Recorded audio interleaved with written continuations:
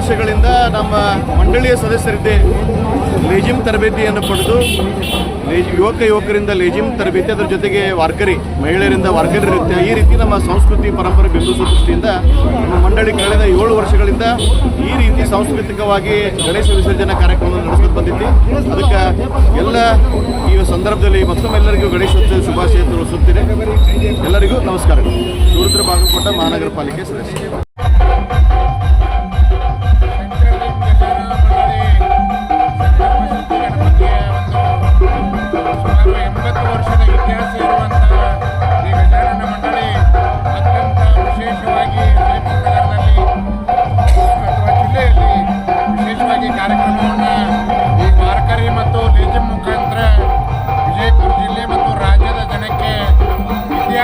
ಸೃಷ್ಟಿ ಮಾಡುವಂಥ ಕಾರ್ಯಕ್ರಮವನ್ನು ಹಮ್ಮಿಕೊಂಡಿರುವಂಥ ಇದರ ಮಹಾಪೋಷಕರಾದಂಥ ಸೂರದ್ರಣ್ಣ ಬಾಗಲಕೋಟೆ ಅವರು ಮತ್ತು ಇನ್ನುಳಿದ ಎಲ್ಲ ಗಜಾನನ ಮಂಡಳಿಯ ಸರ್ವ ಪದಾಧಿಕಾರಿಗಳು ವಿಶೇಷವಾಗಿ ಪ್ರತಿ ವರ್ಷ 6 ವರ್ಷದಿಂದ ಈ ವಾರ್ಕರಿ ಮತ್ತು ಲೇಜಿಮನ್ನು ನಿರಂತರವಾಗಿ ಇವತ್ತು ಆರಂಭವಾಗಿ ರಾತ್ರಿವರೆಗೆ ವಿಸರ್ಜನೆವರೆಗೆ ನಗರದ ಎಲ್ಲ ಸಿದ್ದೇಶ್ವರ ಮುಂಭಾಗದಲ್ಲಿ ಗಾಂಧಿ ಚೌಕ, ಶಿವಾಜಿ ಚೌಕ, ಇನ್ನುಳಿದ ಎಲ್ಲ ಪ್ರಮುಖ ರಸ್ತೆಯಲ್ಲಿ ಮೆರವಣಿಗೆಯ ಮುಖಾಂತರ ಈ ಒಂದು ವಾರ್ಕರಿ ಮತ್ತು ಲೇಜಿಮ್ ಮುಖಾಂತರ ಸಾಂಸ್ಕೃತಿಕ ಪರಂಪರೆಯನ್ನು, ನಾಡಿನ ಪರಂಪರೆಯನ್ನು ಉಳಿಸುವಂಥ ಕಾರ್ಯವನ್ನು ಮಾಡ್ತಾ ಇದ್ದಾರೆ. ಶಂಕರಲಿಂಗ ಗಜಾನನ ಮಂಡಳಿ ಇದೇ ರೀತಿ ಶತಮಾನೋತ್ಸವ ಆಚರಿಸುವಂಥ ದಿವಸ ಸಮೀಪವಿದೆ. ಇಲ್ಲಿ ಬಣಗಾರ ಗಲ್ಲಿಯ ಎಲ್ಲ ಸಮಾಜದವರು ಒಟ್ಟಾಗಿ ಈ ಒಂದು ಬಿಜಾಪುರದಲ್ಲಿ ಐತಿಹಾಸಿಕ ಗಜಾನನ ಉತ್ಸವ ಮಂಡಳಿ ಅಂತ ಬಹಳಷ್ಟು ಹೆಮ್ಮೆದಿಂದ ಹೇಳ್ತೀನಿ. ನಾನು ರವಿ ಕಿತ್ತೂರು, ಜಿಲ್ಲಾ ಆಸ್ಪತ್ರೆ.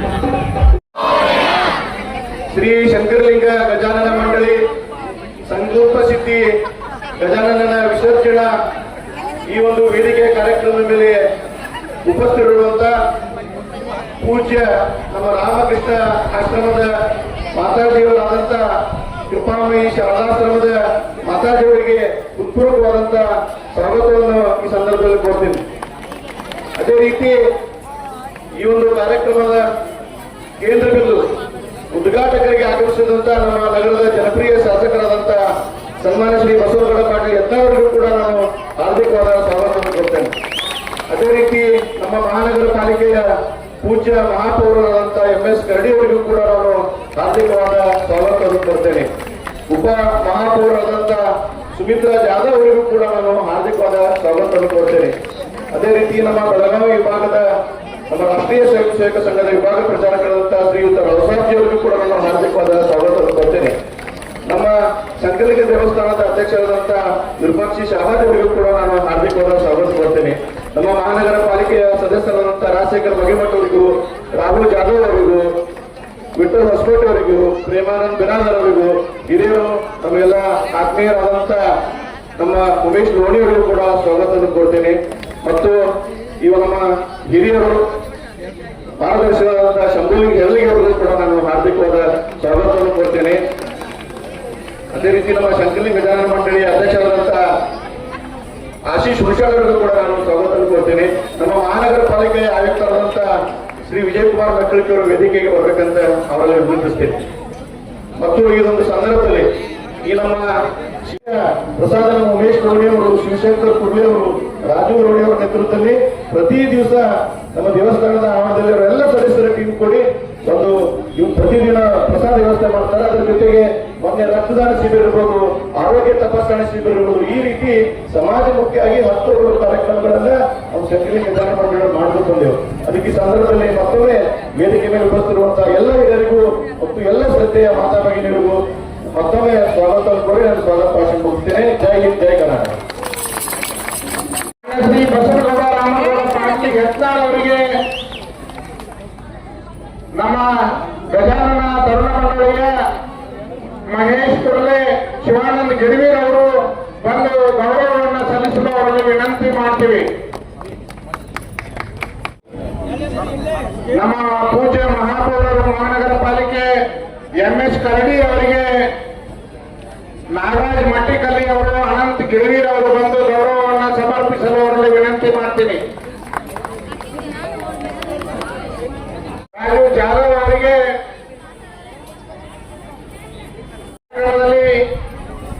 ಮುಖ್ಯ ಅತಿಥಿಗಳಾಗಿ ವಿಜಯಪುರ ಮಹಾನಗರ ಪಾಲಿಕೆಯ ಆಯುಕ್ತರಾದಂತ ವಿಜಯಕುಮಾರ್ ಮೆಕ್ಕಳಿಗೆ ಸರ್ ಅವರಿಗೆ ನಮ್ಮ ಗಜಾನನ ತರುಣ ಮಂಡಳಿಯ ವಿರೂಪಾಕ್ಷ ಬಾಗಲಕೋಟೆ ವಿಭಾಗೀಯ ಪ್ರಚಾರಕರು RSS ರಾವಸಾಹೇಬ್ ಹೆರಲಿಗೆ ಅವರು, ವಿಭಾಗೀಯ ಆದಂತ ಬಸವರಾಜ ಯಲಗಾರ್ ಸಾಹೇಬರಿಗೆ, ವಿಜಯಪುರ DYSP ಅವರಿಗೆ, ನಮ್ಮ ಗಜಾನನ ತರುಣ ಮಂಡಳಿಯ ಮೋಹನ್ ಗಿಡವಿರ್ ಅವರು, ಅರವಿಂದ್ ಬಣಗಾರ್ ಅವರು ಬಂದು ಗೌರವ ಸಮಾರಂಭದ ಕಾರ್ಯಕ್ರಮದ ಅನ್ನ ಸಂತರ್ಪಣೆ ಕಾರ್ಯಕ್ರಮ ಮತ್ತು ಕೆಲವು ವಿಶೇಷ ಸನ್ಮಾನಿತರನ್ನ ನಾನು ಇಲ್ಲಿ ಆಹ್ವಾನ ಮಾಡ್ತೀನಿ. ನಮ್ಮ ಗಜಾನನ ರಾಜಶೇಖರ್ ಮಾದೇವಪ್ಪ ಲೋನಿ ಅವರು ಬಂದು ಸನ್ಮಾನವನ್ನು ಸ್ವೀಕರಿಸಲಿಕ್ಕೆ ವಿಶೇಷವಾಗಿ ಅನ್ನ ಪ್ರಸಾದ ಸೇವೆ ಮಾಡಿದಂತಹ ಮಹಿಳೆಯರು, ಮಹೇಶ್ ಸಿದ್ದೇಶ್ವರ್ ಲೋನಿ ಅವರು, ರವಿ ಸೂರಪ್ಪ ಮಿರ್ಜಿ ಅವರು, ಸಾಯಿ ಲೋಣಿ ಅವರು ಬಂದು ಸನ್ಮಾನವನ್ನು ಸ್ವೀಕರಿಸಬೇಕು. ಇನ್ನು ಬಸವ ಮಿತ್ರ ಮಂಡಳಿಯ ವಿಜಯಪುರದ ಶಿವಶಂಕರ್ ಕೊಡ್ಲೆ ಅವರು ಬಂದು ಸನ್ಮಾನವನ್ನು ಸ್ವೀಕಾರ ಮಾಡುವವರಿಗೆ ವಿನಂತಿ ಮಾಡ್ತೀನಿ. ಜೋಶಿ ಅವರಿಗೆ, ಪೂಜ್ಯ ಮಹಾಪೌರರು ಅವರಿಗೆ ಗೌರವವನ್ನು MS ಕರಡಿ ಸರ್ ಅವರು, JP ಜೈನ್ ಅವರ ಪರವಾಗಿ ಯಾರು ಬಂದಿದ್ರು ದಯವಿಟ್ಟು ತಿಳಿಸಿ. JP ಜೈನ್ ಅವರ ಪರವಾಗಿ ಯಾರು ಬಂದಿದ್ರು ದಯವಿಟ್ಟು ತಿಳಿಸಿ. ಕಿರಣ್ ಪಾಟೀಲ್ ಅವರು ದಯವಿಟ್ಟು ವೇದಿಕೆ ಮೇಲೆ, ಮಹಾನಗರ ಪಾಲಿಕೆಯ ಸದಸ್ಯರಾದಂತ ಕಿರಣ್ ಪಾಟೀಲ್ ಅವರು ವೇದಿಕೆಯ ಮೇಲೆ ಬರಲು ಅವರು ವಿನಂತಿ ಮಾಡ್ತೀನಿ. ಕಿರಣ್ ಪಾಟೀಲ್ ಅವರು ದಯವಿಟ್ಟು ವೇದಿಕೆಯ ಮೇಲೆ, ಮಹಾನಗರ ಪಾಲಿಕೆಯ ಸದಸ್ಯರಾದಂತ ಕಿರಣ್ ಪಾಟೀಲ್ ಅವರು ವೇದಿಕೆಯ ಮೇಲೆ ಬರಲು ಅವರು ವಿನಂತಿ ಮಾಡ್ತೀನಿ. ಉಪಾಮಯಿ ಸಾಧಾರಣ ವಿಜಯಪುರದಲ್ಲಿ ಭಕ್ತಪೂರ್ವಕ ನಮನ ಸಲ್ಲಿಸಿ ನಮ್ಮ ವಿಜಯಪುರ ಮಹಾನಗರ ಪಾಲಿಕೆಯ ಮಹಾಪೌರರಾದಂತ MS ಕರಡಿ ಅವರೇ, ಉಪಮಹಾಪೌರರಾದಂತ ಸಹೋದರಿ ಶ್ರೀಮತಿ ಸುಮಿತ್ರಾ ಜಾಧವ್ ಅವರೇ, ನಮ್ಮ ಮಹಾನಗರ ಪಾಲಿಕೆ ಆಯುಕ್ತರಾದಂತ ಶ್ರೀ ವಿಜಯಕುಮಾರ್ ಮೆಕ್ಕಳಿಗೆ ಸಾಹೇಬರೇ, ಅದೇ ರೀತಿ ಈಗ ತಾನೇ ಕಾರ್ಯನಿಮಿತ್ತ ತೆರಳಿದಂತ DYSP ಆದಂತ ಶ್ರೀ ಬಸವರಾಜ ಯಲಗಾರ್ ಅವರೇ, ಶಂಕರಲಿಂಗ ದೇವಸ್ಥಾನ ಅಧ್ಯಕ್ಷರಾದಂತ ಶ್ರೀ ವಶಿ ಶಾಬಾಜ್ ಅವರೇ, ಶಂಕರಲಿಂಗ ಗಜಾನ ಮಂಡಳಿ ಅಧ್ಯಕ್ಷರಾದಂತ ಆಶೀಶ್ ಮುಚ್ಚಾಳ್ ಅವರೇ, ನಮ್ಮ ಈ ಒಂದು ವಿಜಯಪುರ ನಗರದಲ್ಲಿ ಸಾಂಸ್ಕೃತಿಕವಾಗಿ ಒಂದು ಧಾರ್ಮಿಕವಾಗಿ ಈ ರೀತಿಯ ಒಂದು ಅದ್ಭುತವಾದಂತಹ ಕಾರ್ಯಕ್ರಮ ಇವತ್ತೇನು ನಮ್ಮ ಶ್ರೀ ಶಂಕರಲಿಂಗ ಗಜಾನನ ಮಂಡಳಿಯ ಸಂಕಲ್ಪ ಸಿದ್ಧಿ ಗಣಪತಿಯ ನಮ್ಮೆಲ್ಲ ತಾಯಂದಿರು, ಹಿರಿಯರು, ಯುವಕರು ಎಲ್ಲರೂ ಕೂಡಿ ಒಂದು ಮಾದರಿಯಲ್ಲಿ ಇವತ್ತೇನು ಗಜಾನನ ಉತ್ಸವ ಆಚರಣೆ ಮಾಡ್ತಾ ಇದ್ದಾರೆ. ಅವರೆಲ್ಲ ನನ್ನ ಪರವಾಗಿ ಉತ್ಪೂರ್ವವಾದಂಥ ಧನ್ಯವಾದಗಳನ್ನ ಅಭಿನಂದನೆಗಳನ್ನು ಬಯಸ್ತಾ ಇದ್ದೀನಿ. ಏನು ಬದಲಾವಣೆ ಆಗ್ಬೇಕು, ನಾವು ನಮ್ಮ ಗಣಪತಿಯ ಕಾರ್ಯಕ್ರಮಗಳು ಧಾರ್ಮಿಕವಾಗಿ ನಡೀಬೇಕು.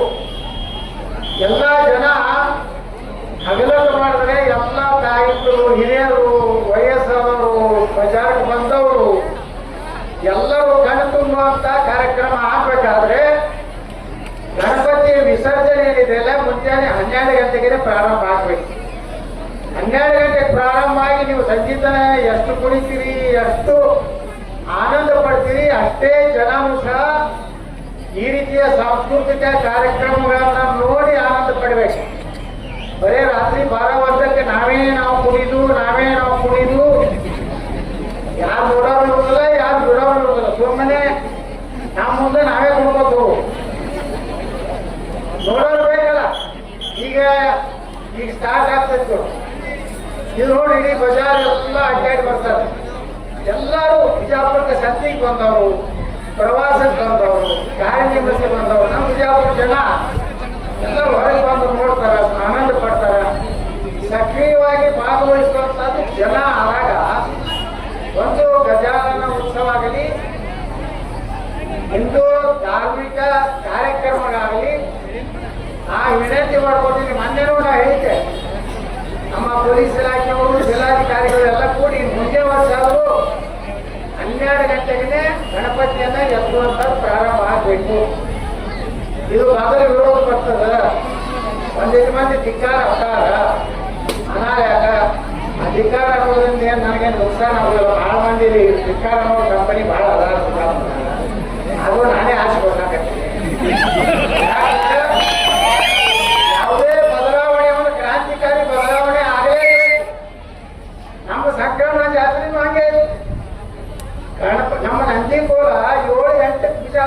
ಹಿಂದಿಂದ ಹೊಡೆದಿದ್ದು ಮುಂಜಾನೆ 4, 5, 6 ಯಾರು ಗ್ಯಾಸ್ ಹಿಡಿಯೋರು ಸಹಿತ ದಂಡೆಗೆ ಹೋಗಿ ಕೂತಿರ್ತಿದ್ರು. ಆ ಹಂದಿಕೋಲ್ ಹಿಡಿಯೋರು ಸಹಿತ ಆ ಕಡೆ ಹೊಳ್ಳಾಡಿ ಲೈಟ್ ಕಂಬ ಆಗ್ತಿತ್ತು, ಅಪಶಕುನಾಗಿ ಏನೇನೋ ಕರೆಂಟ್ ಸ್ಪಾರ್ಕ್ ಆಗಿ ಏನೇನೋ ಆಗ್ತಿತ್ತು. ಅದು ಒಂದು ಘಟನೆ ಇಲ್ಲೇ ಮಾಡಿದ್ವಿ ನಾವು ರೋಡ್ ಬಂತು ಮೊದಲು. ಆದ್ರೆ ಇವತ್ತು ಸಂಕ್ರಮಣ ಜಾತ್ರೆಯನ್ನ ಹಗಲ ಎಲ್ಲ ಜನ ಲಕ್ಷಾಂತರ ಜನ ಕಣ್ಣಿಗೆ ನೋಡಕತ್ತ. ಅದಕ್ಕೆ ವಿಜಯಪುರದ ಗಣಪತಿ ವಿಸರ್ಜನೆಯೂ ಸಹ ಮುಂದಿನ ವರ್ಷದಿಂದ ಒಂದು ಕಟ್ಟುನಿಟ್ಟಾಗಿ 12 ಗಂಟೆಗೆ ಎಲ್ಲ ಮಂಡಳಿಗಳಿಗೆ ಸೂಚನೆ ಕೊಟ್ಟು ಪ್ರಾರಂಭ ಮಾಡಿದ್ರೆ ನೀವೇ ಹೇಳ್ತೀರಿ ಆ ಕಾರ್ಯಕ್ರಮ ನೋಡಿದ್ರೆ ಜನ ಖುಷಿ ಪಟ್ಟಾಗ ನಿಮಗೂ ಅನ್ನೋದು ನಿಮ್ಮ ಮನೆಯವರು ಒಂದು ಹೊರಗೆ ಹೋಗಿ ನೋಡ್ತಾರೆ. ನಿಮ್ಮ ಮನೆಯವರು ನೋಡೋದಿಲ್ಲ, ನೀವೇ ಕುಡಿಸಿರ್ತೀರಿ. ನಮ್ಮ ಮನೆಗೆ ಬಂದಿರಲಿ ನಾನೇ ನಂಬಿಕೊಳ್ಳ ಹಾಕೋತಾರೆ, ನೋಡೋರೇ ಆಗಲ್ಲ, ಅದೆಲ್ಲ ಒಳಗೆ ಮಾಡ್ಕೊಂಡಿರ್ತಾರೆ. ಅದಕ್ಕೆ ಒಂದು ವೇಳೆ ಸಾಂಸ್ಕೃತಿಕ ಕಾರ್ಯಕ್ರಮಗಳು ಈ ರೀತಿ ಒಂದು ಬದಲಾವಣೆ ಪ್ರತಿಯೊಂದು ಪರಿವಾರದಿಂದ ಜನ ಹೊರಗೆ ಬಂದು ಇವತ್ತು ನೋಡುವಂಥದ್ದಾದಾಗ ಮಾತ್ರ ಇವತ್ತು ನಾವು ಶಿವರುದ್ರ ಬಾಗಲಕೋಟೆ ಹೇಳೋದು ಇಲ್ಲ. ಒಂದು ಕಾರ್ಯಕ್ರಮ ನಾವು ಮಾಡಿದ ಮ್ಯಾಗೆ ಜನರಿಗೆ ನೋಡಿ ಅದನ್ನು ನೋಡಿದಾಗ ಎಷ್ಟು ಎಲ್ಲರಿಗೂ ಆ ಒಂದು ಹೆಣ್ಮಕ್ಳು ಮಾಡಿದಂಥ ಶಿವಪಾರ್ವತಿ ಗಣಪತಿಯ ಒಂದು ಆರಾಧನೆಯಿಂದ ಈ ಕಾರ್ಯಕ್ರಮ ಉದ್ಘಾಟನೆ ಆಗಿದೆ. ಈಗ ನಾನು ಉದ್ಘಾಟನೆ ಮಾಡೋ ಅವಶ್ಯಕತೆ ಇಲ್ಲ. ಗಣಪತಿ ಬಂದಾನಂದ್ರೆ ಉದ್ಘಾಟನೆ ಆಗುತ್ತೆ. ಈಗ ಉದ್ಘಾಟನೆ ಪ್ರದಘಟನೆ ಇಲ್ಲ. ಅದಕ್ಕೆ ನಾ ಹೇಳ್ತೀನಿ ಬಂಧುಗಳೇ, ಕೈ ಮುಗಿದು ಕೇಳ್ಕೊತೀನಿ, ಯಾರೂ ಸಹ ನಮ್ಮ ಸನಾತನ ಹಿಂದೂ ಧರ್ಮಕ್ಕೆ ಅಪಮಾನ ಆಗೋ ರೀತಿಯಲ್ಲಿ ನಡ್ಕೋಬೇಡ್ರಿ. ಇವತ್ತ ಪತ್ರಕರ್ತರು ಕೇಳಿದ್ರೆ ನನಗೆ ಆ ಗಣಪತಿ ಒಳಗ ಕೂಡುದು ಅದೇ ಮಾಡಿ ಮಾಡ್ತಾರೆ, ನಮ್ಮ ಮಂದ್ಯಾಗ ಹಂಗೆ ಮಾಡೋದಿಲ್ಲ ಅಂತ ಒಬ್ಬ ಅವನು ಬಿಜಾಪುರ ಲೀಡರು ಸ್ಟೇಟ್ಮೆಂಟ್ ಕೊಟ್ಟಾನ ಕೇಳ. ನಾ ಹೇಳಿದೆ ಇಂಥದ್ದು ನಮ್ಮ ಸಮಾಜಕ್ಕೂ ಕುಡಿದು ತಿಂದು ಮಾಡ್ತಾರಪ್ಪ ಅಂತ ಕೆಟ್ಟ ಪರಿಸ್ಥಿತಿ ನಮ್ಗೆ ಬರಬಾರ್ದು. ನವರಾತ್ರಿಯನ್ನ ನಾವು ಭಯ ಭಕ್ತಿಯಿಂದ ನೀವು ಬೇರೆ ಜಗ ನಿರ್ವಹಣೆ ಮಾಡ್ಕೊಳ್ಳಿ. ಇಲ್ಲಿ ಬಂದಾಗ ಮಾತ್ರ ಕೆಲಸ ಮಾಡಿ ದೇವರ ಧ್ಯಾನ ಮಾಡಿ ಇಲ್ಲಿ ಒಳ್ಳೆಯದನ್ನ ದೇವರಿಂದ ಬೇಡಬೇಕಾಗಿದೆ ಅಷ್ಟೇ. ಒಳ್ಳೆಯದಾದ ವಿಘ್ನಗಳೆಲ್ಲ ನಾಶ ಆಗಬೇಕು. ಬಿಜಾಪುರಕ್ಕೆ ಇರುವಂತಹ ಕೆಲವೊಂದು ವಿಘ್ನ ಸಂತೋಷಗಳು ನಾಶ ಆಗಬೇಕಂತ ನಾವೆಲ್ಲ ಬೇಡ್ಕೋಬೇಕು.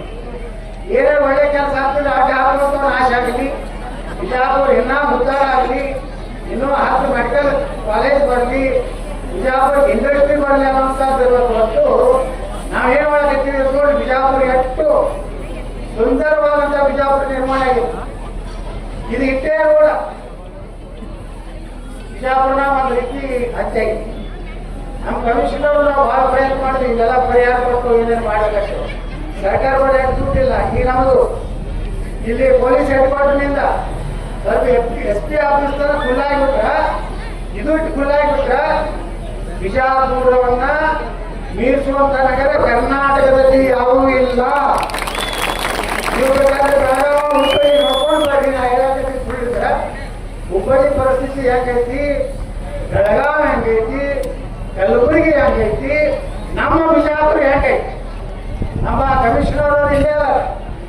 ಇವತ್ತು ನಮ್ಮವರೇ ಮಹಾಪೌರಾಗ್ಯಾರ, ನಮ್ಮವರೇ ಉಪ ಮಹಾಪೌರಾಗ್ಯಾರ. ಫುಲ್ ಕಂಟ್ರೋಲ್ ನಮ್ಮ ಕೈಗೆ ಐತಿ ಬಿಜಾಪುರ. ಯಾಕ ನೀವೆಲ್ಲ ಒಳ್ಳೆ ಕಾರ್ಪೊರೇಟರ್ಗಳನ್ನ ಆಶ್ರಯಿಸಿರಿ. ಒಳ್ಳೆ ಕಾರ್ಪೊರೇಟರ್ ನೋಡಿ ಇವತ್ತು ಎಷ್ಟು ಒಳ್ಳೆ ಕೆಲಸ ಮಾಡ್ಲಿಕ್ಕೆ ಆಗ್ತದೆ. ಇವತ್ತು ನಮ್ಮ ಅಧಿಕಾರ ಬಂದ ಕರಡಿ ಅವರು ಇವತ್ತು ನಮ್ಮ ಮಹಾಪೌರಾಗ್ಯಾರ, ನಮ್ಮ ಜಾಧವ್ ಭಾಯಿ ಅವರು ಉಪ ಮಹಾಪೌರಾಗ್ಯಾರ. ನಾ MLA, MP ಬಿಜೆಪಿ, ನಾ ನಾನ್ ಬಿಜೆಪಿ. ಎಷ್ಟು ದಿನ ಆಯ್ತೋ ಗೊತ್ತಿಲ್ಲ, ಮತ್ತೆ ಕಟ್ಟ ಬಿಜೆಪಿ ಆದ್ರೆ ಎಲ್ಲರೂ ನಮ್ಮದಿಂದ ನೋಡಿ. ಇವತ್ತ ಒಳ್ಳೆ ಕೆಲಸ ಏನಪ್ಪ ಅಂದ್ರೆ ಈ ಫೈಬರ್ ಗಣಪತಿಗಳು ಭಾಳ ಹೆಚ್ಚಾಗತ್ತಾರೆ ಬಿಜಾಪುರ. ಇದರಿಂದ ಏನಾಗತ್ತೆ, ಫೈಬರ್ ಗಣಪತಿಯಿಂದ ನೀವು ಒಂದು ತರ ಬಿಜಾಪುರದ ಬಾಯಿಗಳಲ್ಲಿ ವಿಷ ಹಾಕುವುದನ್ನ ನೀವು ನಿಲ್ಸಿರಿ ಅಂತ ಹೇಳಕ್ ಬಯಸ್ತೇವೆ. ಹೆಂಗಂದ್ರ ಇಂತಿಂತ ದೊಡ್ಡ ಗಣಪತಿ ಒಯ್ದು ಕಾಸಗೋಡೆಗೆ ಹಾಕ್ತಿದ್ರು. ಅದೆಲ್ಲ ನೀರೇನಾಗ್ತಿತ್ತು, ಕೆಮಿಕಲ್ನಿಂದ ವಿಷ ಆಗ್ತಿತ್ತು. ಇವತ್ತ ಹಂಗೆ ಶಂಕರ್ಲಿಂಗ ಗುಡಿಯವರಾಗಲಿ ಸುಮಾರು 15 ಎಲ್ಲ ಫೈಬರ್ ಗಣಪತಿ ತರಲಾಕತ್ತಾರೆ.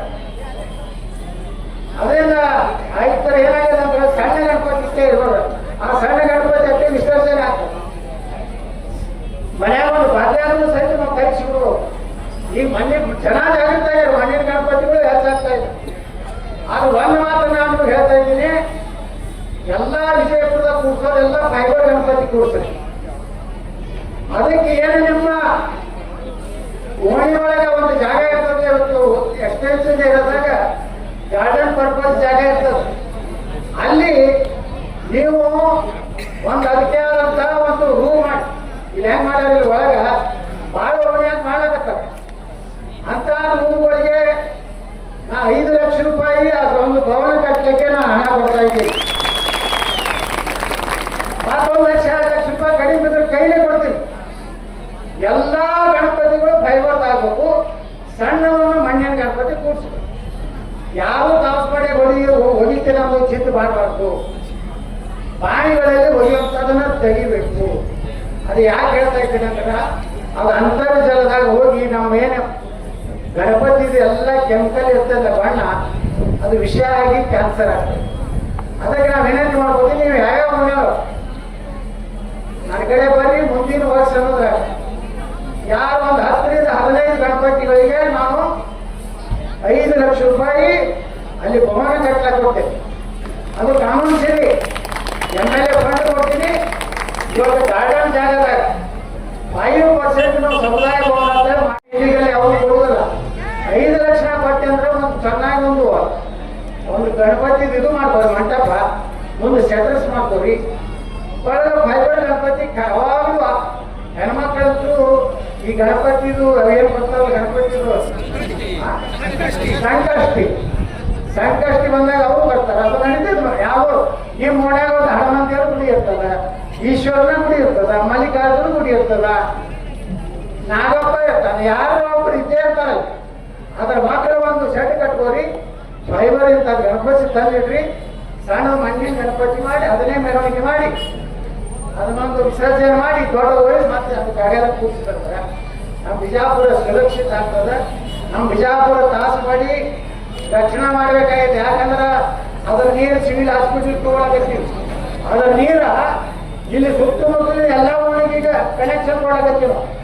ನೀವೇ ಕೊಡೋರು, ನನಗೇನಾಗುದಿಲ್ಲ. ನಾವು ಹೂ ಹೊರಗಿದ್ದೀನಿ, 5 ಕಿಲೋಮೀಟರ್ ಆಗಿದ್ದೇನೆ ಬಿಜಾಪುರಲ್ಲಿ. ನನಗೆ ಚಲೋ ನೀರು ಬರ್ತಾವ. ಯಾಕೆ ನಾವು ಬೋರ್ ನೀರು ಕುಡಿತೀವಿ. ಆದ್ರೆ ನಿಮ್ಗೆ ಉಪಯೋಗ ಆಗಲಿ. ಒಳ್ಳೆ ನೀರಿಲ್ಲ ಅನ್ಬೇಡ್ರಿ. ದಾಸವಾಡಿ ಒಂದು ಸಾಕಾಗ್ತದೆ. ಬಿಜಾಪುರ ಬಾಯಾಗಿಟ್ಟು ನೀರು ಅದಾವು, ನಿಮ್ಮ ಬಳಕೆಗೆ ಏನೂ ಕಡಿಮೆ. ಆದ್ರೆ ಅದನ್ನ ಅಲ್ಲಿ ಕಸಬರಿಗೆ ಹೋಗಿದ್ದು, ಚಪ್ಪಲ್ ಹೋಗಿದ್ದು, ಪ್ಲಾಸ್ಟಿಕ್ ಹೋಗಿದ್ದು, ಯಾವ ಬಾಯಾಗೂ ಹೋಗಿಬೇಡಿ. ಇಲ್ಲಿ ಗಂಗಾನಗರ ಅಲ್ಲಿ ಅಂತ ಐತಿ, ಒಂದು ಬಾಯಿ ಸ್ವಚ್ಛ ಮಾಡಿಸಿದ್ದೆ ನಾ. ಇಷ್ಟು ನೀರದ ಒಂದು ಮೋಟರ್ ಹಚ್ಚೋದು. ಗೌರ್ಮೆಂಟ್ ಹಾಸ್ಪಿಟಲ್ ಒಂದು 2 ಬಾವಿ ಸ್ವಚ್ಛ ಮಾಡಿದ್ದ.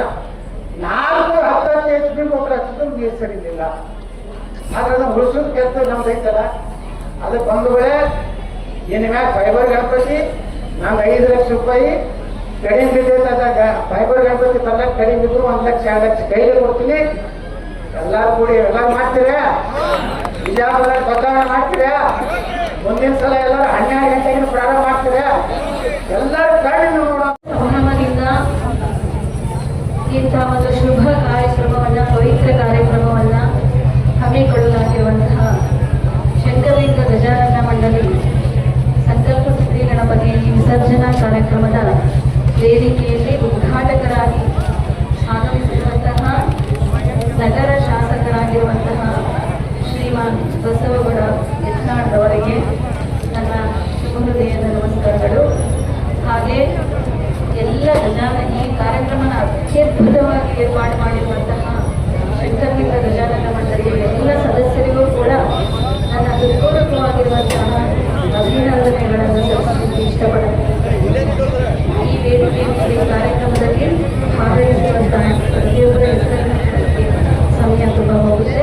ಹಾಗಾಗಿ ಎಲ್ಲ ಮಹಾನಗರ ಪಾಲಿಕೆಯ ಎಲ್ಲ ಮಹಾಪೌರರಿಗೂ, ಆಯುಕ್ತರಿಗೂ, ಎಲ್ಲ ಸದಸ್ಯರಿಗೂ, ಹಾಗೆ ಈ ಕಾರ್ಯಕ್ರಮದಲ್ಲಿ ಅತ್ಯದ್ಭುತವಾಗಿರುವಂತಹ ನಿಮ್ಮನ್ನೆಲ್ಲ ಮನರಂಜಿಸುವಂತೆ ನಮ್ಮ ಸಂಸ್ಕೃತಿಯನ್ನು ಬಿಂಬಿಸುವಂತಹ ನೃತ್ಯ ಮಾಡ್ತಾ ಇರುವಂತಹ ನಮ್ಮೆಲ್ಲ ಸಹೋದರ ಮಹಿಳೆಯರಿಗೆ ಹಾಗೆ ನಮ್ಮ ಯುವತಿಯರಿಗೆ, ಹಾಗೆ ಈ ಕಾರ್ಯಕ್ರಮದಲ್ಲಿ ಭಾಗವಹಿಸುವಂತಹ ಎಲ್ಲ ವಿಜಯನಗರದ ಜನತೆಗೆ ನನ್ನ ಹೃತ್ಪೂರ್ವಕವಾಗಿರುವಂತಹ ನಮಸ್ಕಾರಗಳು. ನಾನಿಲ್ಲಿ ಮಾತಾಡುವಂಥದ್ದು ಜಾಸ್ತಿ ಇದೆ, ಆದರೆ ಮಾತಾಡೋಕ್ಕಾಗಲ್ಲ. ಯಾಕೆಂದ್ರೆ ನೀವೆಲ್ಲ ಮಾತು ಕೇಳೋದಕ್ಕೆ ಜಾಸ್ತಿ ಬಂದಿಲ್ಲ ಅಂತ ನನಗೂ ಅನಿಸುತ್ತೆ. ಬಟ್ ಒಂದು ವಿಷಯ ನಾನು ನಿಮಗೆ ಹೇಳಲಿಕ್ಕೆ ಇಷ್ಟಪಡ್ತೀನಿ. ತುಂಬಾ ನೀವೆಲ್ಲ ಬಿಜಾಪುರದ ಜನತೆ ಏನು ಇವೆಲ್ಲ ತುಂಬಾ ಸೌಭಾಗ್ಯವಂತರು ಅಂತ ಹೇಳಲಿಕ್ಕೆ ಇಷ್ಟಪಡ್ತೀನಿ. ಕಾರಣ ಯಥಾ ರಾಜ ತಥಾ ಪ್ರಜಾ ಅಂತ ನೀವೆಲ್ಲರೂ ಕೇಳಿದ್ರ. ಹಾಗೆ ಯಾರು ಯಾವ ದೇಶ ಆಗಲಿ, ರಾಜ್ಯ ಆಗಲಿ, ಯಾವ ನಗರ ಆಗಲಿ ನಮ್ಮ ಹಿತವನ್ನು ಬಯಸುವಂತಹ ರಾಜ ನಮ್ಮ ಜೊತೆ ಇದ್ದಾರೆ ಅಂದ್ರೆ ಅವರಿಗೆಲ್ಲ ಭಗವಂತರು ಇದ್ದು ಅವರೆಲ್ಲ ಮಹಾ ಸೌಭಾಗ್ಯವಂತರೇ ಸರಿ. ಅಂತಹ ಮಹಾ ನಮ್ಮ ನಗರದ ಶಾಸಕರಾದ ಬಸವಗಡ ಯತ್ನಾಳ್ ಅವರು ನಿಮ್ಮೆಲ್ಲರ ಹಿತದೃಷ್ಟಿಯಿಂದ ಅದೆಷ್ಟು ಕಾರ್ಯಕ್ರಮ, ಅಭಿವೃದ್ಧಿ ಕಾರ್ಯಕ್ರಮಗಳನ್ನ ಮಾಡ್ತಾ ಇದ್ದಾರೆ. ಇವತ್ತು ಬಿಜಾಪುರದಲ್ಲಿ ನಾವು ರಸ್ತೆಗಳನ್ನ ನಾವು ನೋಡಿದ್ರೆ, ಇನ್ನಿತರ ಎಲ್ಲ ಅಭಿವೃದ್ಧಿ ಕಾರ್ಯಕ್ರಮಗಳನ್ನ ನೋಡಿದ್ರೆ ಅವರ ಕಾರ್ಯಕೌಶಲ ಮತ್ತೆ ಪ್ರಜಾ ಆಸಕ್ತಿ, ಪ್ರಜಾ ಹಿತಾಸಕ್ತಿ ಕಂಡು ಬರುತ್ತೆ. ಇಂತಹ ನಗರ ಶಾಸಕರನ್ನ ನೀವೆಲ್ಲ ಹೊಂದಿರೋದು ನಿಮ್ಮೆಲ್ಲರ ಸೌಭಾಗ್ಯವೇ, ನಮ್ಮೆಲ್ಲರ ಸೌಭಾಗ್ಯವೇ ಸರಿ ಅಂತ ನಾನು ಈ ಸಂದರ್ಭದಲ್ಲಿ ಹೃತ್ಪೂರ್ವಕವಾಗಿ ಅವರ ಮುಂದೆ ನಾನು ಯಾವುದೇ ಇದನ್ನು ಹೇಳ್ತಿಲ್ಲ, ಉದ್ದೇಶ ಹೇಳ್ತಿಲ್ಲ, ನನ್ನ ಮನಸ್ಫೂರ್ತಿಯಾಗಿ ಈ ಮಾತುಗಳನ್ನ ಹೇಳ್ತಾ ಇದ್ದೀನಿ. ಇಂತಹ ಉತ್ಸವಗಳನ್ನ ಯಾವ ರೀತಿ ಆಚರಣೆ ಮಾಡಬೇಕು ಅನ್ನೋದನ್ನು ಕೂಡ ಅವರು ಹೇಳಿದ್ರು. ಇನ್ನೊಂದಿಷ್ಟು ಮುಂದುವರೆದು ನಾನು ಹೇಳ್ಬೇಕಂತಂದ್ರೆ, ಈ ಎಲ್ಲ ನಮ್ಮ ಭಾರತೀಯ ಪರಂಪರೆ, ಭಾರತೀಯ ಸಂಸ್ಕೃತಿ, ಭಾರತೀಯ ಧರ್ಮ ಅಂತ ಏನಿದೆ, ನಾವು ಮಾಡ್ತಾ ಇರುವಂತಹ ಎಲ್ಲ ಆಚರಣೆಗಳು ಏನಿದಾವೆ, ನಮ್ಮ ಹಿರಿಯರು ಮಾಡಿಕೊಟ್ಟಿರುವಂತಹ ಈ ಹಬ್ಬ ಹರಿದಿನಗಳು ಎಲ್ಲವೂ ಯಾವ್ದಕ್ಕಾಗಿ ಇದಾವೆ ಅಂತ ನಾವು ಆಲೋಚನೆ ಮಾಡೋದಂದ್ರೆ, ಇದಕ್ಕೆಲ್ಲ ಒಂದು ಮೂಲ ಉದ್ದೇಶ ಇದೆ. ನಮ್ಮ ಭಾರತೀಯ ಪರಂಪರೆ, ನಮ್ಮ ಭಾರತೀಯ ಸಂಸ್ಕೃತಿ, ನಮ್ಮ ಭಾರತೀಯ ಧರ್ಮ ಅದೆಷ್ಟು ಜಗತ್ತಿನಲ್ಲಿ ಅತ್ಯಂತ ಶ್ರೇಷ್ಠವಾದದ್ದು ಅನ್ನೋದನ್ನ ಒಂದು ವಿಷಾದದ ಸಂಗತಿ ಇದ್ರೆ ನಮ್ಮ ಭಾರತೀಯರು ತಿಳ್ಕೊಳ್ಳುವಂತಹ ನಿಟ್ಟಿನಲ್ಲಿ ಬಹಳ ಹಿಂದಿದ್ದಾರೆ ಅಂತ ನನ್ನ ಅನಿಸಿಕೆ. ನಿಮಗೆ ಒಂದು ಎಕ್ಸಾಂಪಲ್ ಕೊಡಬೇಕು ಅಂತಂದ್ರೆ, ಬಹಳ ಮಾತಾಡಲ್ಲ, ಕೆಲವು ಮಾತುಗಳನ್ನ ಇಂಥ ಸಂದರ್ಭದಲ್ಲಿ ಆಡಲೇಬೇಕು ಅಂತ ನನಗೆ ಅನಿಸುತ್ತೆ. ನಾನು ಒಂದು ಉದಾಹರಣೆಯನ್ನು ನಿಮಗೆ ಕೊಡ್ತೇನೆ. ಭಾರತೀಯ ಧರ್ಮ, ಪರಂಪರೆ, ಸಂಸ್ಕೃತಿ ಯಾವ ಮಟ್ಟದಲ್ಲಿ ಶ್ರೇಷ್ಠತೆಯನ್ನು ಹೊಂದಿದ್ದು, ಪಾಶ್ಚಿಮಾತ್ಯರು ಕೂಡ, ಪಾಶ್ಚಿಮಾತ್ಯ ತತ್ವಜ್ಞಾನಿಗಳು ಕೂಡ ಇದಕ್ಕೆ ಎಂತಹ ಒಂದು ಉನ್ನತ ಸ್ಥಾನಮಾನವನ್ನ ಕೊಟ್ಟಿದ್ರು ಅನ್ನೋದಕ್ಕೆ ಒಂದು ಉದಾಹರಣೆ. ನಾವು ಅಲೆಕ್ಸಾಂಡರ್ನ ಹೆಸರು ಕೇಳಿದ್ದೀವಿ. ಅವನ ಗುರು ಅರಿಸ್ಟಾಟಲ್. ಅಲೆಕ್ಸಾಂಡರ್ ಇಡೀ ಜಗತ್ತನ್ನ ನಾನು ಗೆಲ್ಲಬೇಕು ಅನ್ನುವಂತಹ ಒಂದು ಉತ್ಸಾಹದಲ್ಲಿದ್ದಾಗ ಭಾರತಕ್ಕೂ ಕೂಡ ದಂಡ ಎತ್ತಿ ಬರುವನಿರ್ತಾನೆ. ಅವನ ಗುರುಭಕ್ತಿ ನಾವೆಲ್ಲರೂ ತಿಳ್ಕೊಳ್ಬೇಕಂತೆ.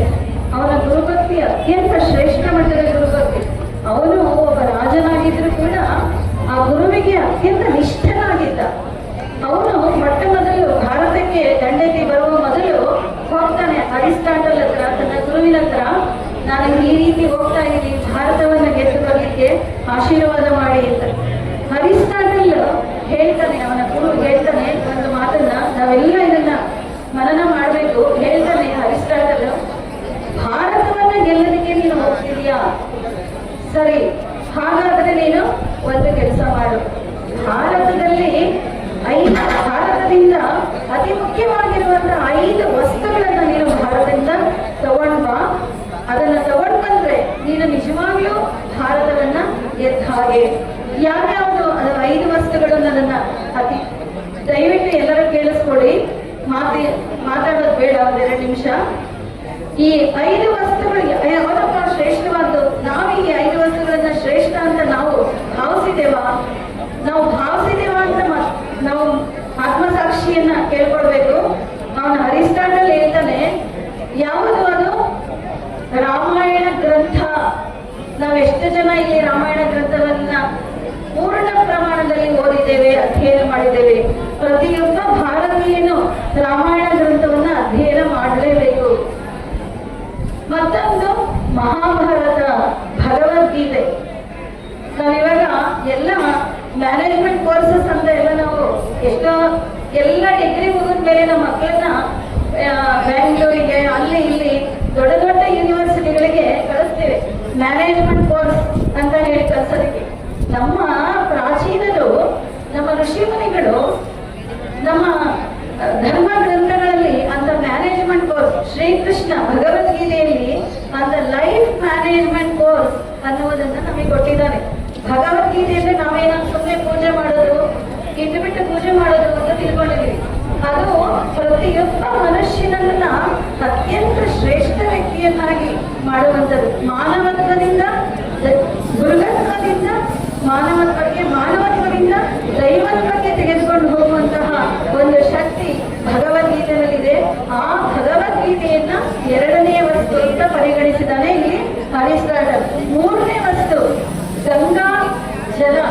ಗಂಗಾ ಜಲಕ್ಕೆ ಅತ್ಯಂತ ಒಂದು ಪವಿತ್ರ ಭಾವನೆ ನಮ್ಮ ದೇಶದಲ್ಲಿ ಕೊಟ್ಟಿದ್ದಾರೆ. ಆ ಗಂಗಾ ಜಲ ಅನ್ನೋದು ಗಂಗಾ ಜಲ ಅಂತ ಹೇಳೋದ್ರಲ್ಲಿ ಉತ್ತರ ಇಂಡಿಯಾಕ್ಕೆ ಹೋದ್ರೆ ನಿಮಗೆ ಗೊತ್ತಾಗುತ್ತೆ, ಅದನ್ನ ಜಲ ಅಂತ ಅವರು ಯಾರು ಪ್ರನೌನ್ಸ್ ಮಾಡೋದೇ ಇಲ್ಲ. ಗಂಗಾ ಮಾತೆ ಮಾತೆ ಅಂತಾರೆ. ಗಂಗಾಮಯಿ ಗಂಗಾಮಯಿ ಅಂದ್ರೆ ಎಂತ ಉನ್ನತ ಭಾವನೆಯನ್ನ ಹೊಂದಿದ್ದಾರೆ. ನಾವು ಕೂಡ ಆ ಭಾವನೆಯನ್ನ ಹೊಂದಬೇಕು. ಎಲ್ಲಾ ಜನಗಳಲ್ಲಿ ಕಾವೇರಿ ಇರ್ಬೋದು, ಕೃಷ್ಣ ಇರ್ಬೋದು, ಅವೆಲ್ಲವೂ ಕೂಡ ಅಂದರೆ ಉನ್ನತ ಮಟ್ಟದ ಪಾವಿತ್ರತೆಯನ್ನ ಪಡ್ಕೊಂಡಿದ್ದಾರೆ. ಇನ್ನೊಂದು ವಸ್ತು ಕೃಷ್ಣನ ಕೊಳಲು. ಕೃಷ್ಣನ ಕೊಳಲಿಗೆ ಎಂಥ ಒಂದು ಆ ಶ್ರೇಷ್ಠ ಉನ್ನತ ಸ್ಥಾನವನ್ನ ಕೊಟ್ಟಿದ್ದಾರೆ. ಕೃಷ್ಣನ ಕೊಳಲು ಅಂದ್ರೆ ನಿಮಗೆಲ್ಲ ಗೊತ್ತು. ಕೊಳಲು ಒಳಗಡೆ ಏನಾಗಿರುತ್ತೆ, ಕೊಳ್ಳಾಗಿರುತ್ತೆ. ಅತ್ಯಂತ ಮಧುರವಾದ ಸಂಗೀತವನ್ನ ಅದು ನುಡಿಸುತ್ತೆ. ಅಂದ್ರೆ ಅರ್ಥ, ಪ್ರತಿಯೊಬ್ಬ ಮನುಷ್ಯನ ಕೂಡ ತನ್ನೊಳಗಿರುವಂತಹ ಅಹಂಕಾರವನ್ನ ತೊಡೆದರೆ ಅಂತ ಉನ್ನತವಾದ ಮಧುರವಾದ ಜೀವನವನ್ನ ಅವನು ಮಾಡಬಹುದು, ಮಧುರವಾದ ಭಾವನೆಗಳನ್ನ ಅವನು ಹೊಂದಬಹುದು ಅಂತ ಹೇಳಿ.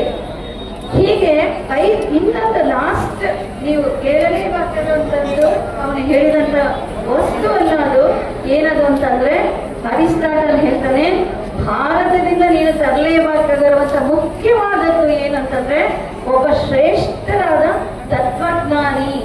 ಭಾರತದಲ್ಲಿ ನೂರಾರು ಸಾವಿರಾರು ತತ್ವಜ್ಞಾನಿಗಳಿದ್ದಾರೆ ಅಂತ ಒಬ್ಬ ಶ್ರೇಷ್ಠ ಮಟ್ಟದ ತತ್ವಜ್ಞಾನಿಯನ್ನ ನೀನು ಕರೆದುಕೊಂಡು ಬರಬೇಕು ಅಂತ ಅರಿಸ್ಟಾಟಲ್ ಅಲೆಕ್ಸಾಂಡರ್ಗೆ ಹೇಳ್ತಾನೆ. ಅಂದ್ರೆ ನಾವು ಇಂಥ ತತ್ವಜ್ಞಾನಿಗಳನ್ನ ನೂರಾರು ಮಟ್ಟದಲ್ಲಿ ಹೊಂದಿದ್ರೂ ಕೂಡ ಅವರ ಉಪದೇಶಗಳನ್ನ ಎಷ್ಟು ಜನ ನಾವು ಗ್ರಹಿಸಿದ್ದೇವೆ. ಪೂಜ್ಯ ಸಿದ್ದೇಶ್ವರ ಸ್ವಾಮೀಜಿಯವರು ಇಲ್ಲಿ ನೀವೆಲ್ಲ ಪುಣ್ಯವಂತರು, ಇದೊಂದು ಪುಣ್ಯವಂತ ನಾಡು. ಅವರು ನಾನು ಎಷ್ಟೋ ಸಲ ಅವರ ಉಪನ್ಯಾಸಗಳನ್ನ ನಾವು ಎಷ್ಟೋ ವೇದ ಉಪನಿಷತ್ತುಗಳು, ಭಗವದ್ಗೀತೆಗಳನ್ನೆಲ್ಲ, ಶಾಸ್ತ್ರ ಗ್ರಂಥಗಳನ್ನೆಲ್ಲ ಓದ್ತಾ ಇರ್ತೇವೆ. ಅದು ಉನ್ನತ ಮಟ್ಟದ ತತ್ವಜ್ಞಾನವನ್ನ ನಮಗೆ ಶಾಸ್ತ್ರ ರೀತಿಯಲ್ಲಿ ಕೊಟ್ಟಿದೆ. ನಾನು ಅದನ್ನೆಲ್ಲ ಆಫ್ಕೋರ್ಸ್ ನಾವು ಶ್ರೀರಾಮಕೃಷ್ಣರು, ಶ್ರೀಮಾತೆ ಶಕುಂತಲಾದೇವಿ, ಸ್ವಾಮಿ ವಿವೇಕಾನಂದರನ್ನ ಓದಿದಾಗಲೂ ಸ್ವಲ್ಪ ಸರಳ ಅನಿಸಿದೆ. ಆದ್ರೆ ಅದಕ್ಕಿಂತಲೂ ಸರಳ, ಅತ್ಯಂತ ಸರಳ. ನಾನು ಸಿದ್ದೇಶ್ವರ ಸ್ವಾಮೀಜಿಯವರು ಅವರಿಲ್ಲ, ನನಗೆ ಅವ್ರ ಬಗ್ಗೆ ತುಂಬಾ ಪೂಜ್ಯತೆ, ಗೌರವ ನನ್ನ ಹೃದಯದಲ್ಲಿ ನಾನು ಅವ್ರನ್ನ ಆರಾಧಿಸ್ತೇನೆ. ಅವರ ಉಪನ್ಯಾಸಗಳನ್ನ ಕೇಳೋದಕ್ಕೆ ನಾನು ನೇರವಾಗಿ ಹೋಗಿಲ್ಲ ಅಂದ್ರೂ ಕೂಡ ನಾನು ಅವರ ಮಹಾನ್ ಭಕ್ತನೆ. ಅವರ ಉಪನ್ಯಾಸಗಳನ್ನ ಇತ್ತೀಚೆಗೆ ಸೋಷಿಯಲ್ ಮೀಡಿಯಾದಲ್ಲಿ ನಾನು ಕೇಳ್ತಾ ಇರ್ತೇನೆ. ಕೇಳಿದಾಗ ಅನ್ಸುತ್ತೆ, ಈ ಬಿಜಾಪುರದ ಜನತೆ ಅದೆಷ್ಟೊಂದು ಭಾಗ್ಯವಂತರಪ್ಪ. ಯಾಕೆ ಅಂದ್ರೆ ಉನ್ನತ ಮಟ್ಟದ ತತ್ವಜ್ಞಾನವನ್ನ ಅತ್ಯಂತ ಸುಲಭ ರೀತಿಯಲ್ಲಿ ಮಗುಗೆ ಹೇಗೆ ನೀವು ಅತ್ಯಂತ ಮೃದುವಾದ ಆಹಾರವನ್ನ ತುತ್ತಾಗಿ ತಿನ್ನಿಸ್ತಾರೋ ಆ ರೀತಿಯಲ್ಲಿ ನಿಮ್ಗೆ ಉನ್ನತ ಮಟ್ಟದ ತತ್ವಜ್ಞಾನವನ್ನ ತಿಳಿಸಿದರೆ ಅದನ್ನೆಲ್ಲ ನೀವು ಜೀವನದಲ್ಲಿ ಅನುಷ್ಠಾನ ಮಾಡಿಕೊಂಡ್ರೆ ಅತ್ಯಂತ ಶ್ರೇಷ್ಠ ಮಟ್ಟದ ವ್ಯಕ್ತಿಗಳು ನೀವೆಲ್ಲ ಆಗ್ತೀರ. ಒಂದು ಮಾತು ಹೇಳಬೇಕು, ಈಗ ನಾವು ಈ ಐಡಲ್ ವರ್ಷಿಪ್ ಅಂದ್ರೆ ವಿಗ್ರಹಾರಾಧನೆ, ಯಾವುದೇ ವಿಗ್ರಹಾರಾಧನೆ, ಉತ್ಸವ ಮಹೋತ್ಸವಗಳನ್ನು ಮಾಡೋದ್ರ ಹಿಂದೆ ಯಾವ ತತ್ವ ಅಡಗಿದೆ ಅನ್ನೋದನ್ನ ಅರ್ಥ ಮಾಡಿಕೊಂಡು ಮಾಡ್ತಾ ಇದ್ರೆ ಅದಕ್ಕೆ ಇನ್ನಷ್ಟು ಶ್ರೇಷ್ಠತೆ, ಇನ್ನಷ್ಟು ಘನತೆ ಅದರಿಂದ ನಮಗೆ ಬರುತ್ತೆ. ಎಕ್ಸಾಂಪಲ್, ಇವತ್ತು ನಮಗೆ ಗಣಪತಿ, ಶ್ರೀ ಗಣೇಶ ಈ ಆರಾಧನೆಯನ್ನು ಮಾಡ್ತಾ ಇದ್ದೇವೆ. ನಾವು ಗಣಪತಿಯ ಆಕೃತಿಯನ್ನು ನಾವು ನೋಡಿದ್ರೆ ನಮಗೆ ಯಾಕೆ ಎಷ್ಟೋ ಪರಧರ್ಮಗಳು ಇದನ್ನ ಟೀಕೆ ಮಾಡೋದನ್ನು ಕೂಡ ನೀವೆಲ್ಲ ನೋಡಿದ್ದೀವಿ ಸೋಷಿಯಲ್ ಮೀಡಿಯಾದಲ್ಲಿ. ಯಾಕೆ ಆನೆಯ ಮುಖ ಬಂತು, ಯಾಕೆ ಗಣೇಶನಿಗೆ ಇಷ್ಟೊಂದು ಅಗಲವಾದ ಕಿವಿಗಳು, ಕಣ್ಣುಗಳು ಅಂತ ನೋಡಿದ್ರೆ ಅದರ ಹಿಂದೆ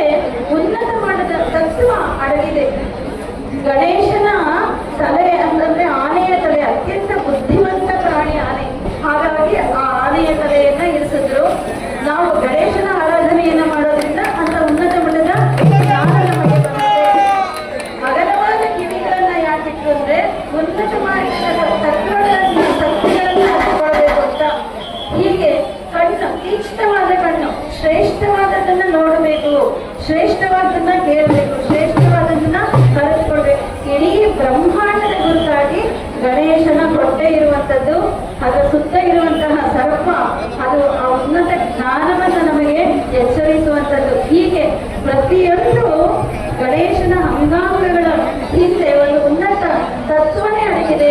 ಅದೆಲ್ಲವನ್ನು ಕೂಡ ನಾವು ತಿಳ್ಕೊಂಡು ಈ ಆಚರಣೆಗಳನ್ನ ಇನ್ನಷ್ಟು ಮತ್ತಷ್ಟು ಜ್ಞಾನವನ್ನು ಪಡ್ಕೊಂಡು ಆಚರಣೆ ಮಾಡೋದಕ್ಕೆ ಅದಕ್ಕೆ ಇನ್ನಷ್ಟು ಅರ್ಥ ಬರುತ್ತೆ. ಬಾಗಲಕೋಟೆಯವರು ಈ ಕಾರ್ಯಕ್ರಮವನ್ನು ಅತ್ಯಂತ ಸುಂದರವಾಗಿ ಏರ್ಪಾಡು ಮಾಡಿದ್ದಾರೆ. ಅದನ್ನ ನಮ್ಮ ಭಾರತೀಯ ಸಂಸ್ಕೃತಿಯನ್ನು ಬಿಂಬಿಸುವಂತಹ ಎಲ್ಲ ಕಾರ್ಯಕ್ರಮಗಳ